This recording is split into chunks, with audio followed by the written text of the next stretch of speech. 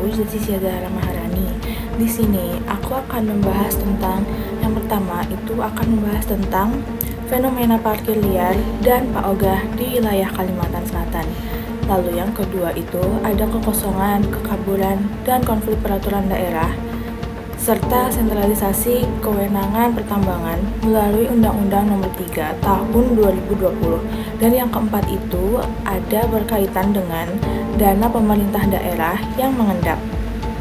Yang pertama yaitu tentang fenomena maraknya petugas parkir dan keberadaan paogah di wilayah Kalimantan Selatan yang merupakan persoalan yang tidak hanya berkaitan dengan ketertiban umum, tetapi juga mencerminkan kondisi sosial, ekonomi, serta efektivitas penyelenggaraan pemerintahan daerah. Dalam konteks hukum, pemerintahan daerah sebenarnya pengelolaan parkiran telah diatur melalui berbagai peraturan daerah yang bertujuan menciptakan ketertiban dan meningkatkan pendapatan daerah. Namun, dalam praktiknya, pelaksanaannya aturan tersebut belum berjalan secara optimal. Banyaknya petugas parkir liar dan paogah tidak dapat dilepaskan dari faktor ekonomi masyarakat. Profesi ini dipilih karena tidak memerlukan keterampilan khusus dan dapat memberikan penghasilan harian, terutama di daerah perkotaan seperti Banjarmasin dan Banjarbaru yang memiliki mobilisasi tinggi. Keterbatasan lapangan pekerjaan formal juga mendorong masyarakat untuk mencari penghasilan melalui cara-cara informal meskipun tidak memiliki dasar hukum yang jelas. Pemerintah daerah sebenarnya telah memiliki payung hukum. Salah satunya itu ada pada Peraturan Daerah Kota Banjarbaru Nomor 1 Tahun 2019 tentang perparkiran. Perda ini mengatur penyelenggaraan parkir, penunjukan juru parkir resmi, tarif, serta pengawasan. Namun, lemahnya pengawasan dan penegakan hukum menyebabkan banyak praktik parkir liar tetap berlangsung dan seringkali merugikan masyarakat. Sementara itu, keberadaan paogah muncul sebagai respons terhadap kurangnya peraturan lalu lintas di titik-titik tertentu. Walaupun terkadang membantu kelancaran arus kendaraan, aktivitas ini tetap tidak dibenarkan secara hukum, karena pengaturan lalu lintas merupakan kewenangan aparat resmi, sebagaimana telah diatur dalam Undang-Undang Nomor 22 Tahun 2009 tentang lalu lintas dan angkutan jalan. Melihat kondisi tersebut, dapat disimpulkan bahwa permasalahan petugas parkir liar dan paogah menunjukkan adanya kelemahan dalam pengawasan, penegakan hukum, serta implementasi kebijakan daerah. Oleh karena itu, pemerintah daerah perlu memperkuat pelaksanaan peraturan yang ada, meningkatkan pengawasan di lapangan, serta diiringi dengan upaya peningkatan kesejahteraan dan penyediaan lapangan pekerjaan. Dengan demikian, ketertiban dan kepastian hukum dapat terwujud secara berkelanjutan di Kalimantan Selatan. Lalu, ada contoh kasus tentang kekosongan, kekaburan, dan konflik peraturan daerah. Kasus yang pertama yaitu tentang pengelolaan barang bukti sitaan di Polda Kalimantan Selatan. Kasus pengelolaan barang bukti sitaan di Polda Kalimantan Selatan menunjukkan adanya persoalan hukum yang cukup serius. Yang pertama, dari sisi kekosongan hukum, masih belum ada aturan yang jelas mengenai akibat hukum, kelanjutan proses, dan mekanisme pinjam pakai barang bukti. Hal ini tentu dapat menghambat proses penegakan hukum pidana secara efektif. Selain itu, terdapat juga kekaburan hukumnya, yaitu prosedur pengawasan barang bukti, khususnya yang berbahaya atau bernilai tinggi, belum diatur secara rinci.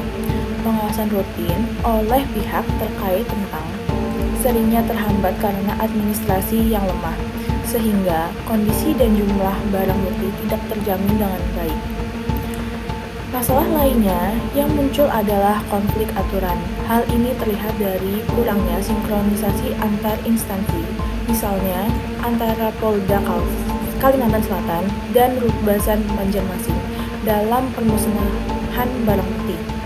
Ketidaksesuaian antara Polkapolri dan praktik di lapangan menunjukkan perlunya aturan bersama.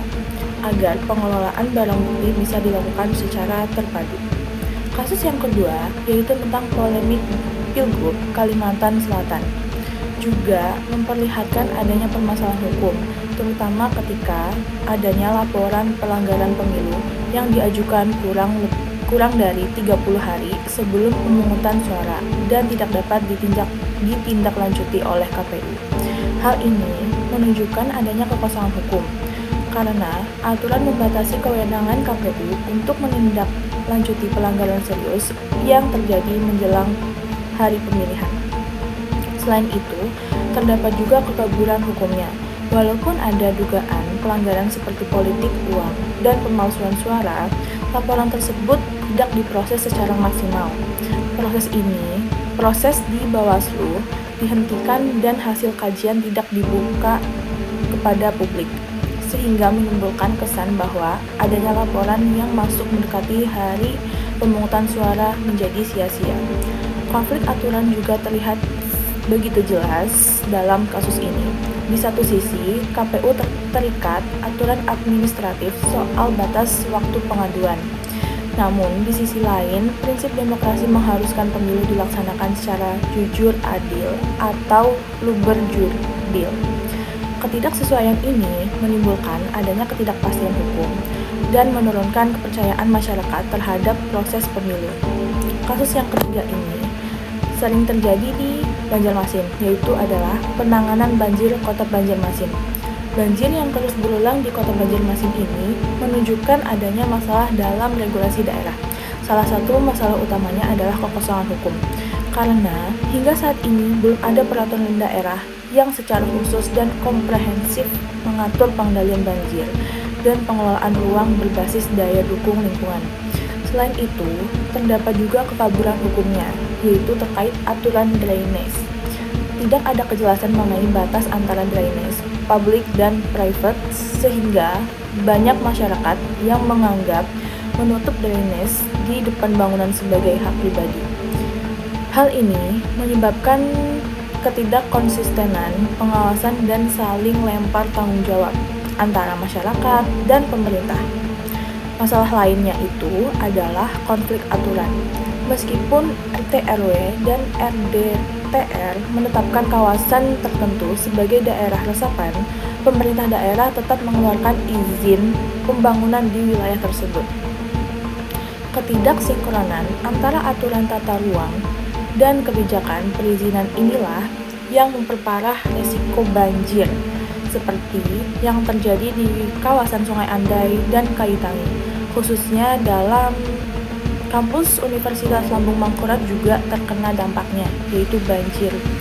Dan pembahasan yang ketiga ini adalah tentang sentralisasi kewenangan Minerba perubahan kewenangan pengelolaan pertambangan melalui Undang-Undang Nomor 3 Tahun 2020. Ini menimbulkan adanya perdebatan karena dianggap bertentangan dengan semangat otonomi daerah. Melalui undang-undang ini, banyak kewenangan strategis yang sebelumnya dimiliki pemerintah daerah dipindahkan ke pemerintah pusat, terutama terkait penerbitan izin usaha pertambangan dan pengawasan. Secara normatif, kebijakan ini dapat dikatakan tidak sejalan dengan prinsip otonomi daerah. Sebelumnya, pemerintah daerah memiliki kewenangan untuk mengatur dan mengurus kegiatan pertambangan di wilayahnya. Namun, setelah berlakunya Undang-Undang Nomor 3 Tahun 2020, kewenangan tersebut dipusatkan di tangan Menteri ESDM. Sementara daerah hanya diberikan peran yang sangat terbatas.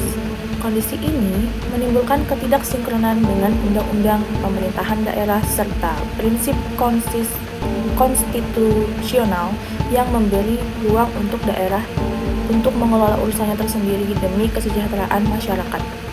Dari sudut pandang daerah, penghasil seperti Kalimantan Selatan, sentralisasi ini berdampak cukup besar. Pemerintah daerah kehilangan kontrol terhadap aktivitas pertambangan di wilayahnya, terutama dalam hal pengawasan lingkungan, penataan ruang, dan perlindungan masyarakat di sekitar tambang. Di sisi lain, daerah tetap harus menanggung dampak negatif seperti kerusakan lingkungan, banjir, dan konflik sosial. Selain itu, sentralisasi kewenangan juga berpengaruh terhadap pendapatan daerah. Berkurangnya kewenangan perizinan membuat potensi pendapatan asli daerah ini menurun. Sementara, kegiatan pertambangan terus berjalan. Hal ini menimbulkan ketimpangan beban antara yang ditanggung daerah dengan manfaat yang diterima. Walaupun pemerintah pusat beralasan bahwa sentralisasi diperlukan untuk menciptakan kepastian hukum dan menarik investasi, kebijakan ini tetap perlu dievaluasi. Tanpa koordinasi yang kuat dengan pemerintah daerah, sentralisasi justru berpotensi untuk mengabaikan kepentingan masyarakat lokal. Oleh karena itu, sangat diperlukan harmonisasi regulasi agar pengelolaan pertambangan tetap sejalan dengan prinsip otonomi daerah dan berpihak pada kesejahteraan masyarakat di daerah penghasil. Nomor 4 akan membahas tentang polemik dana daerah yang mengendap. Kasus dan pemerintah daerah yang mengendap diperbankan sempat menjadi sorotan nasional setelah Menteri Keuangan Purbaya Yudhisthira menyampaikan bahwa dana pemerintahan daerah yang mengendap mencapai ratusan triliun rupiah. Kritik ini muncul karena meskipun transfer ke daerah sudah besar, penyerapan APBD dinilai masih lambat dan dianggap menghambat pertumbuhan ekonomi nasional. Namun, jika dilihat lebih dalam, lambatnya penyerapan anggaran tidak selalu disebabkan oleh unsur korupsi. Banyak daerah yang mengalami kendala administratif seperti birokrasi yang rumit, keterbatasan sumber daya manusia teknis, serta kehati-hatian dalam penggunaan anggaran. Di Kalimantan sendiri, meskipun tidak masuk daerah dengan endapan tertinggi, tetap terdapat dana mengendap dalam jumlah yang cukup besar, karena sebagian dialokasikan sebagai dana cadangan, khususnya untuk penanganan banjir dan proyek strategis daerah. Dari sisi hukum dan pemerintahan daerah, kondisi ini menimbulkan dampak administratif berupa potensi audit dan evaluasi dari pemerintah pusat. Jika penyerapan anggaran terlalu rendah, kepala daerah dapat dikenai sanksi administratif. Dari sisi ekonomi, dana yang mengendap membuat belanja publik tidak optimal, sehingga manfaat anggaran tidak langsung dirasakan masyarakat. Yang menarik, pemerintah Provinsi Kalimantan Selatan merespons isu ini dengan pendekatan yang cukup tenang. Gubernur Muhyiddin menegaskan bahwa penggunaan anggaran tetap diarahkan pada kebutuhan prioritas daerah, terutama pada penanganan banjir. Sikap ini menunjukkan upaya menjaga keseimbangan antara mengikuti arahan pemerintah pusat dan memperhatikan kondisi real di daerah. Secara keseluruhan, polemik ini mencerminkan hubungan pusat dan daerah yang masih dihadapkan pada persoalan sinkronisasi kebijakan fiskal. Pemerintah pusat menuntut untuk mempercepat belanja, sementara daerah membutuhkan fleksibilitas untuk menyesuaikan dengan kondisi lokal. Oleh karena itu, ke depan diperlukan koordinasi yang lebih baik agar efisiensi anggaran dapat tercapai tanpa mengurangi prinsip otonomi daerah. Sebagai mahasiswa hukum semester 3, saya melihat bencana yang terjadi di Aceh dan beberapa wilayah di Sumatera bukan hanya sebagai bencana alam semata, tetapi juga sebagai persoalan serius dalam tata kelola pemerintahan daerah dan hubungan antara pemerintah pusat dan daerah. Hal ini menjadi perhatian publik karena di media sosial seperti TikTok dan Instagram banyak beredar video kondisi lapangan yang menunjukkan penderitaan masyarakat. Mulai dari rumah terendam banjir, akses jalan terputus, hingga minimnya bantuan yang diterima oleh warga. Fenomena ini menimbulkan pertanyaan besar di tengah masyarakat, yaitu mengapa pemerintah pusat belum menetapkan kondisi seperti ini sebagai bencana nasional. Padahal, seperti yang terlihat, dampaknya sudah dirasakan luas dan berat oleh masyarakat. Oleh karena itu, analisis ini akan melihat persoalan tersebut dari sudut pandang hukum penanggulangan bencana dan praktik pemerintahan daerah. Yang pertama itu secara yuridis. Penanggulangan bencana di Indonesia telah diatur dalam Undang-Undang Nomor 24 Tahun 2007 tentang penanggulangan bencana. Dalam undang-undang ini, penanganan bencana dilakukan secara berjenjang dan berlapis. Artinya, Tanggung jawab pertama berada di pemerintah kabupaten atau kota, kemudian naik ke tingkat provinsi, dan apabila kapasitas daerah tidak lagi memadai, barulah pemerintah pusat akan mengambil peran lebih besar. Dalam kerangka hukum, tindakan bupati yang menyatakan tidak menyanggupi atau menyatakan ketidaksanggupan untuk menangani bencana merupakan mekanisme yang sah dan diakui oleh hukum. Surat ketidaksanggupan bukanlah bentuk kelemahan, tetapi pengakuan bahwa kapasitas daerah, baik dari sisi anggaran, sumber daya manusia, maupun sarana prasarana, telah terlampaui. Namun, persoalan muncul ketika mekanisme hukum ini tidak berjalan secara efektif di lapangan. Meskipun secara administratif sudah ada pernyataan ketidaksanggupan dari bupati, dampak yang dirasakan masyarakat ini tidak serta-merta berkurang. Jika melihat kondisi di lapangan, terutama dari dokumentasi masyarakat yang viral di media sosial, terlihat bahwa banyak sekali warga di Aceh dan Sumatera harus bertahan secara mandiri. Warga mengevakuasi diri sendiri tanpa bantuan yang memadai, distribusi logistik terlambat, dan beberapa daerah terisolasi cukup lama. Fakta-fakta ini memperlihatkan adanya kesenjangan antara norma hukum dan realitas empiris. Media sosial yang dimana seharusnya menjadi ruang untuk masyarakat secara langsung, tanpa filter birokrasi, video-video warga yang meminta bantuan menunjukkan bahwa sistem tanggap darurat belum bekerja secara optimal. Dalam konteks ini, media sosial yang seharusnya tidak dipandang sebagai ancaman oleh pemerintah, melainkan sebagai sumber informasi awal yang penting. Tetapi sayangnya, respons pemerintah ini seringkali terkesan lambat dan defensif. Pemerintah daerah menyatakan keterbatasan, sementara pemerintah pusat cenderung menunggu laporan administratif yang lengkap. Akibatnya apa? Akibatnya ini, masyarakat merasa negara ini tidak hadir secara nyata pada saat-saat yang krisis. Secara hukum, penetapan status bencana nasional memang merupakan kewenangan seorang presiden berdasarkan rekomendasi dari BNPB dan kementerian yang terkait.